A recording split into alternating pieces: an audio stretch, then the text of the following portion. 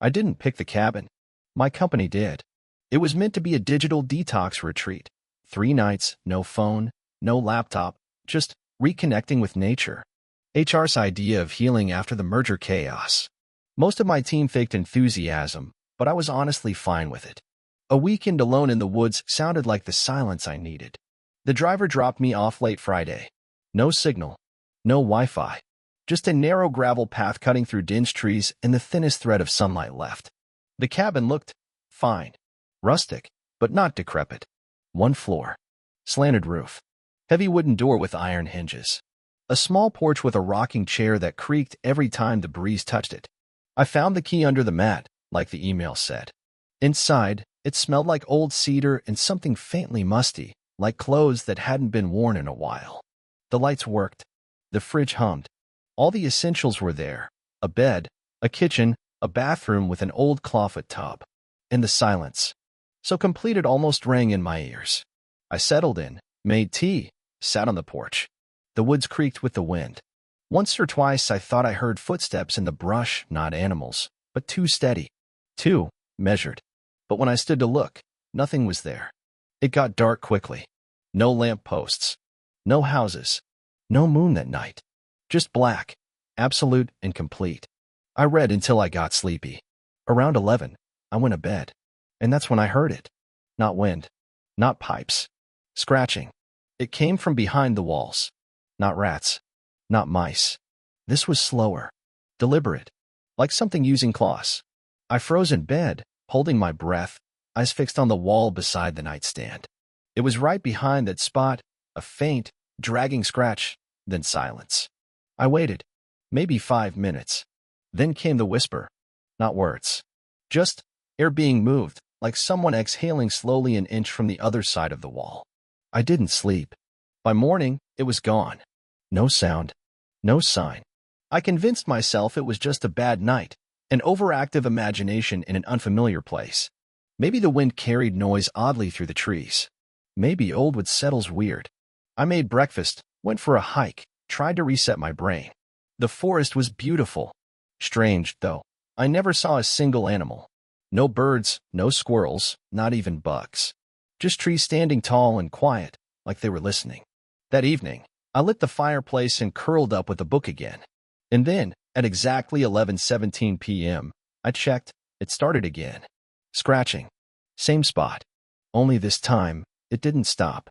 It moved. From one side of the cabin to the other. Inside the walls. Slowly. Like something dragging itself just beneath the surface. I stood, holding the fire poker like a weapon. Walked from room to room, following the sound. Living room. Bathroom. Kitchen. The moment I entered the bedroom again, it stopped. Silence. But then, a new sound. Knocking. 3 sharp knocks from inside the wall. Not on it, from inside. Then a whisper. This time, a word. Hello. I didn't move for 10 minutes. Eventually, I crawled into bed, fire poker in hand, eyes locked on the wall. I didn't sleep. And in the silence, I began to realize something deeply wrong. The cabin had no attic. No crawl space. The walls were sealed. There shouldn't be anything inside them. I woke up to sunlight bleeding through the curtains, or rather, I didn't wake up so much as I stopped pretending to sleep. The walls were silent again. Not a sound. Not a whisper. The forest outside remained motionless, still unnaturally quiet. I stepped out onto the porch with my tea, watching the trees sway without a single chirp of life among them. I thought of calling the rental agency, but of course, my phone was dead, no charger, no signal. This was supposed to be a detox. There was an emergency radio in the kitchen drawer, but it crackled with static when I tried it. I told myself I'd leave in the morning. One more night. That was it. But something gnawed at me. Why would a voice say hello from inside the wall? I decided to search. I moved furniture, knocked on every inch of wood paneling, tapped until my knuckles ached. Most of the walls felt solid, except one. The wall beside the bed. When I knocked there, the sound was off. Hollow. Like a thin sheet over an empty chamber. I ran my hand along it, trying to feel for seams or openings. The wood was cold, colder than the rest of the room. Too cold. I fetched a screwdriver from the kitchen drawer and started prying gently at the edges of one panel. It came loose easier than it should have. Behind it, darkness. Not insulation. Not beams. A narrow passage, maybe 2 feet wide, stretching vertically inside the wall. The inside was lined with splinters and what looked like scratch marks, long, jagged lines etched into the wood. Something had been moving in there. Recently. I didn't look for long. I sealed it back up, pressing the panel into place. No nails. Just pressure. And I moved the dresser in front of it. That night, I built a fire in the living room and stayed out of the bedroom. I left every light on. At 11:17 p.m., again, exactly, I heard it. This time, it started in the living room. The sound of dragging. Soft at first, like skin on wood. Then louder. Closer. The wall behind the fireplace. I grabbed the fire poker again. Then came the whisper. Don't go. I didn't speak. I couldn't. Every hair on my body was standing straight up. I backed away slowly toward the kitchen. The sound followed me. Not footsteps, not exactly. More like sliding. Something long and lean, moving with effort. And then, a knock. This time not from the wall, from the floor. 3 sharp knocks from beneath the boards. I fled to the bathroom and locked the door. I stayed there until morning. When I stepped out, everything looked the same. Still. Cold. The only difference? There was a handprint on the mirror. Not mine. Too long. Too thin. And pressed high near the ceiling. The walls didn't make a sound for the rest of the day. I considered walking the gravel path back to town, but I hadn't seen any signs or turnoffs. I didn't know which way led out. There was no GPS. No map. I told myself, one more night. One more, then at first light I'm gone. But as I lay on the couch that evening, staring at the ceiling, something occurred to me. Every time the sounds happened, every knock, every whisper, it was at exactly 11:17 p.m. Not before. Not after. A pattern. And patterns meant rules. Rules meant something I could understand. I decided to stay up. To observe. And if it started again, to face it. Maybe if I confronted it directly, it would stop. Maybe I could make it stop. So I waited. At 11:16 p.m., nothing. At 11:17 p.m., everything. The cabin moaned. The walls trembled. The light flickered once, then went out. In the darkness, I heard it. Breathing. Close. Wet. Wrong. From behind me. I turned slowly. The fire poker trembled in my hands. The living room wall opened. No hinges. No door. Just a vertical slit widening in the wooden panels. And something stepped out. It didn't walk like a person. It moved with its limbs bent wrong, elbows backwards, spine curved sharply in the center like a hook. Its skin was a pale, parchment gray, stretched tight over bones that looked too long, too many. No face. Just smooth skin where a face should be. And where its mouth should have been, the suggestion of a hole. Like the wood around it had carved the shape into it. Or maybe it carved itself from the cabin. I didn't breathe. I couldn't. It crept forward on all fours, soundless, sniffing at the floor like a bloodhound. It tilted its head, slowly, as if listening. Then it whispered. Not in words. In sounds that mimicked human ones. Like a voice trying to remember how to be a voice. Don't. Go. I backed away, my body pressed against the stone fireplace. The thing twitched when I moved. Then it froze.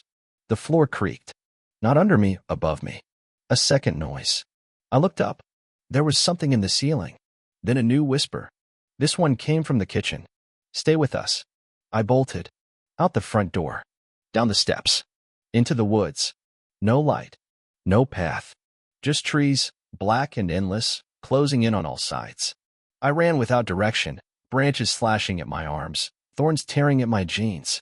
Behind me, I heard the cabin scream. Not the creature. The cabin. Like the whole structure had become a living thing, bellowing in rage or hunger. The woods swallowed me. I didn't stop until I collapsed in a clearing. And for a moment, I thought I had escaped. But when I turned around, I saw lights in the trees. Not flashlights. Not lanterns. Windows. Dozens of them. Tall, narrow windows hanging in midair between the trees, glowing with a sick yellow light. Some were shattered. Others fogged. One of them had a face looking out. Not mine. I tried to scream, but nothing came out. Then I heard whispering again, but this time, from inside my own head. You opened the wall. You let it out. You belong to the wood now. I don't remember falling asleep in the clearing, but I woke up in a bed. Not my bed. Not the cabin bed either. This bed had iron bars for a frame and yellowed sheets that smelled of mold and dust. The room around me was made of rotting wood and stone. One wall had no window, just a jagged hole that led into blackness. I wasn't alone. There was something standing in the corner, just beyond the edge of vision. Not moving. Just waiting. I sat up slowly. The floor groaned under me. My shoes were gone. My clothes were soaked in some kind of foul-smelling liquid. I called out. Nothing. No echo. I stepped into the hallway and immediately realized I was inside something much larger than the cabin. The halls twisted. The rooms bent. The doors were different sizes, some tiny, some far too tall. One door pulsed like skin, breathing in and out. Another dripped with condensation from the inside. And through every wall, I could hear them. Whispers. Not speech. Murmurs. Chants. Like 1,000 voices layered on top of one another, trying to form a thought. You brought it. You let it feed. You are a wall now. In one room, I saw mirrors, floor to ceiling, side to side, all reflecting me at different ages, different versions. One was missing eyes. Another stood still while I moved. A third just smiled. That smile didn't stop. In another room, I found a desk. On it was a notebook. I opened it. Page after page of names, dates, cabin numbers, and a list of rules. Do not open the wall. Do not listen to the voice. Do not leave the cabin after midnight. If it speaks your name, it's too late. I flipped to the back. My name was there, written in red, underlined 3 times. I ran, back through twisting corridors, up and down stairs that made no sense. I passed a window that looked into a forest, from above, as if I was dozens of meters high. But I had never climbed. I finally found a wooden hatch. I opened it without thinking and fell straight through, into blackness. When I hit the ground, I was back.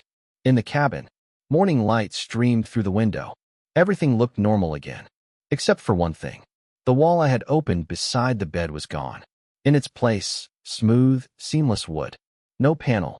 No seam. Like it had never existed. But I knew better. Because when I leaned close to the wall, I heard it breathing. I packed in 10 minutes. Didn't bother folding anything. Just shoved clothes into my backpack, slammed the front door, and ran. No plan. No map. Just away. The forest seemed different now. The path was gone. The trees were tighter. Closer. Like they had moved during the night. Their trunks twisted in angles I hadn't seen before. Spirals bending inwards. The birds were still silent. I ran until I reached a creek. The same one I'd crossed 2 days earlier. But now, it flowed the wrong direction. No sound of water. Just the illusion of motion. And across it, standing in the trees, was me. Same face. Same clothes. But the expression wasn't mine. It smiled. And whispered. You came back. I turned and ran the other way. For hours I wandered, branches cutting my skin, sun rising and falling too fast. Or maybe not moving at all. I didn't know what day it was. I started to hear things in the wind. Whispers. Footsteps. My name. Then I saw the cabin again. Exactly as it was. Unburned. Untouched. Waiting. I screamed. Threw rocks at it. Hit the walls with sticks until my arms gave out. But the structure never responded. It stood there, still and perfect, like nothing had ever happened. Except for one new thing. The door was open. And inside, I saw a figure standing with its back to me. It looked like me. But taller. Thinner. Wrong. It turned slowly. No face. No eyes. Just skin stretched tight and twitching. It raised a hand. Long fingers, too many knuckles. And pointed at the wall. The one I had opened. I stepped back, trembling. But something behind me pushed. I fell forward into the doorway, and the air changed. Gone was the forest. Gone was the door. I was inside the wall. Not metaphorically. Literally inside the space I had opened days ago, only now it was bigger. Endless. A tunnel of wood and rot, lined with dozens of others like me, all pressed into the walls, their mouths moving in silent screams. Some were whispering. Some were just bones. And at the center, crawling along the ceiling like a spider, the faceless thing. It watched me without eyes. And then it whispered, clear and close. Now you stay. I'm still here. If someone finds this story, if you're reading it somewhere online or in print, please, don't go to that cabin. Don't open the wall. Don't listen to the voice. And if it ever calls your name, run. Because once it knows who you are, it never forgets.